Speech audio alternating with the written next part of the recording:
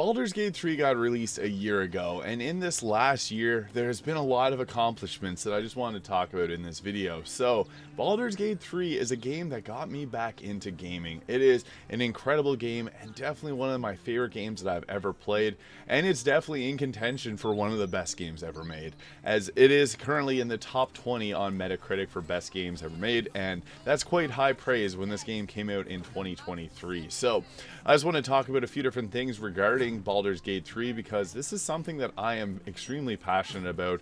If you've seen anything on my channel, you've definitely seen Baldur's Gate 3 videos, and in the last few years I kind of got checked out of gaming, and that was until I got to play Elden Ring and Baldur's Gate 3, and they really have gotten me really energized with gaming again. You can tell because I went from being a full-on fitness channel to playing video games now. So this game is incredible. I am not someone that enjoys computer role-playing games. I did play Divinity Original Sin 2, which is Larian Studios' previous game before Baldur's Gate 3, and I wasn't like I really enjoyed the game, but I'm not a massive fan of the genre. I just get checked out with them because I feel like there's just something that I need to be doing more of when I'm playing them, and it feels a bit too slow-paced for me. But the gameplay in Baldur's Gate 3 is absolutely incredible. There's a great group of characters in this game, and yeah, everything about this game is enjoyable. Like, if you like cinematics, this game has them. Like, the cutscenes are some of the best that I've ever seen in a video game. Like, if you go and talk to anyone, you can talk to them anywhere. So you can see the background there. I don't have the blurring on, but you can put blurring on. But you just see people walking through in the background there. And if you leave the conversation, you're going to see those same people. Like, it's a living, breathing city. And there's just something so beautiful about this game. The cinematics, the graphics are incredible. And the gameplay is really nice too. Like, I have my team here. I do have some mods on, but I want to talk a little bit about the reviews for this game as well. So, this game has gotten overwhelmingly positive on Steam here from over 500,000 reviews. And yeah, it came out August 3rd, 2023, and in that time, 500,000. That is just absolutely crazy. But the reviews speak to the volumes that this game has accomplished. I have a lot on my mind and well in it.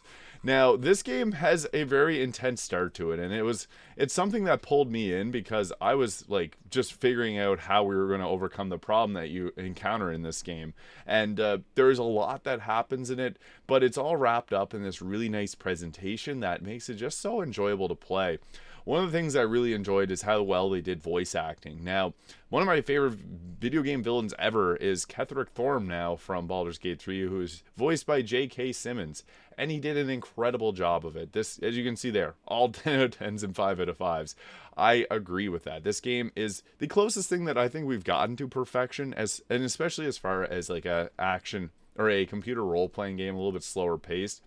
But this game just has it all. Like, it has an intriguing story, lots of mysteries that keep you wondering what's going to happen next, and I think that's one of the biggest things that got me so wrapped up in this game. I really do wish that I could experience this game for the first time again because there's just so many things that I enjoyed about it and the twists and turns. However, I'm on my third playthrough now, and you do get multiple different choices and endings depending on the choices you make throughout the game. So it's honestly unlike anything that I've ever experienced before in terms of what's capable and what's possible. And I just think that that is just in itself an incredible thing. So there's 3 distinct acts in this game, and in the 3 acts, there's all variety of issues that you have to overcome. And I just found the way that they wrapped it up and presented it was just incredible. So in Act 1, it's really about figuring out the Mind Flayer parasites. In Act 2, it's all about the Shadow Curse and what's going on at Moonrise Towers. And then once you get to Act 3, it's Baldur's Gate. And yeah, there's a whole lot of stuff that goes on in it. So there's a lot that happens in this game, and there's just the fear of the Mind Flayers, which are actually pretty freaking scary, eldritch abominations, and even little Boo there. But yeah, you got this scary threat of the Mind Flayers right from the start. You see it putting the parasite in Lae'zel's eye, and that freaked me out. I didn't know what I was in for whenever I got that, and oh boy, it was quite a journey. So the reviews are all really high praise. Like, there's some people that hate on Baldur's Gate, and I think, too, there was a lot of fans of Sony's PlayStation Spider-Man game that really wanted it to win Game of the Year, and I've seen a lot of people that played that game were hating on Baldur's Gate 3. Not to say Spider-Man 2 is not a good game, but I just don't think that it did anything on top of what Baldur's Gate 3 did for the industry pushing it forwards. This is an individual developer, like they're an indie dev. They don't have the big bankrolls that some investors would provide. So the fact that they can put out in a game incredible like this, and unlike anything that we've ever seen before, is absolutely huge. I used the thing Legend of Zelda Breath of the Wild and Tears of the Kingdom for the ultimate in-game freedom. That's something that I felt too. Like I bought Breath of the Wild twice on the Wii U and on the Switch. I bought Tears of the Kingdom the day it came out, and I played it, until this game came out. And Baldur's Gate 3 really did change anything. It really did change a lot for me. In Tears of the Kingdom, you have a pretty much unlimited freedom. You can make these things that flap in the air and shoot at enemies, and like it's just crazy what you can do in that game. But Baldur's Gate 3 has that same level of do whatever you think you can do, but we have these really awesome ways that it's going to work out as well. So like, there's not just one way to solve a problem. There's literally like a ton. And then if you solve a problem in Act 1, you may bump into that person in Act 2, and then they're just, depending on how you acted, you're going to have a different quest line going from there. And then as they come and meet them in Act 3, it splits off again. So every little aspect has extreme amounts of freedom, and that's one thing that I really do like about Baldur's Gate 3 and Divinity Original Sin 2. Looking ahead to what Larian Studios will do next, I am really curious to see, because they will not have the D&D holding them down. They can do what they want, similar to the Divinity Original Sin series that they made. Now, another thing to note is Divinity Original Sin 2, when they developed it, when they've developed the first one, they only had about 40 developers. And then for the second one, they had 150. So for Divinity Original Sin 2, 150. For Baldur's Gate 3, there was 500, and they just opened another studio in Poland, Warsaw. So that is absolutely cool to think about the future of what they can possibly do. I'm curious to see myself, because this game is really great. As someone that's not really super experienced with Dungeons and Dragons, I wanted to learn more in this game because of how they presented it and made it feel. Like, this game is just absolutely incredible for not only the way that the combat works, like they adapted the 5e rule set very well, or 5th edition, but just the fact that you got these really great characters to talk to and play alongside, and the voice acting too, like everything about this. Like, how can you hate this? Like, this is just crazy. The game has so many good moments. You got Minsk grinning there. You got Boo. The characters have great voice actors, and if you know who Matt Mercer is, he voices Minsk. Like, the dialogue is just incredible. So not only do you have this really addicting game style, but you have such, like, we're literally just standing outside of a burnt building here, just having a conversation, and I found it to be pretty funny. Like, I love that you can talk to people, and like, we'll try to get them over here, and then we'll chat with them with that in the background. Like, it's just so beautiful of a game. And yeah, you see you got the ships in the background there, so you can really make this out to be whatever story that you want it to be. And that's what's so beautiful about Baldur's Gate 3, is having that amount of freedom. Like, if you want to have this conversation in this specific part of town with this backdrop to record your video and enjoy it for later, like, you can do that. And that's one of the most beautiful things about this game. I've actually been thinking about getting it on PlayStation so that I can also play it on PlayStation when I'm on the go. But super enjoyable game, and I mean, the reviews say it enough. Like, there's so much praise here in this. Graphics, you forget what a reality is. Literally, that's how I feel about this game sometimes.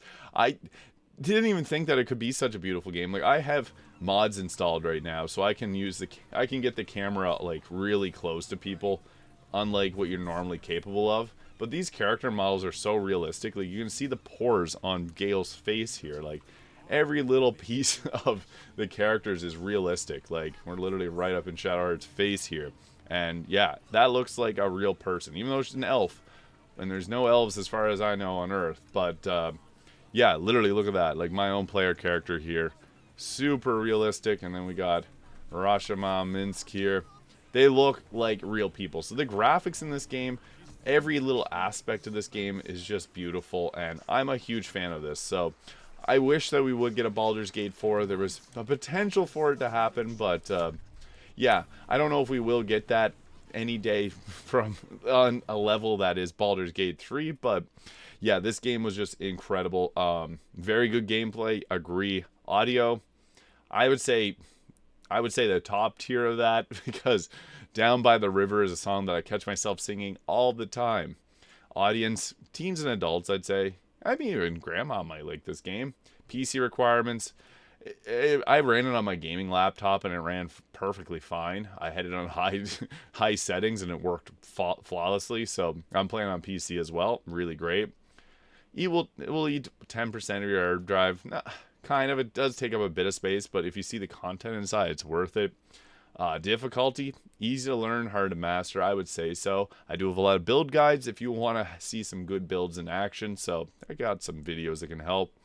Average grind, yeah, it's not too grindy. Like it's really about learning the story, and like every little thing, like having a dialogue conversation can give you experience. So yeah, it's incredible. Story, it'll replace your life. That's a good one. I would say it's one of the best, potentially the best video game story of all time, with how you can have it twist and turn the way you want to play it out. And then there's even things like the Dark Urge that I didn't even get to talk to. Worth the price easily.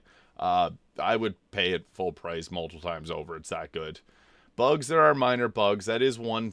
There is some criticism. I guess I'll touch on that. Act 3 in particular does have some buggy moments. Like that is one thing that is, it does happen in Baldur's Gate 3. But I mean, it's pretty hard to have this many interconnecting paths and have everything work out all perfectly.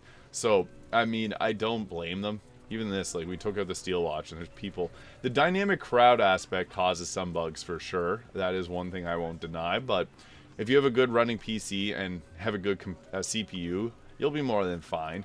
Now, I also, in Act 3, we should have got the lower city, but, or upper city.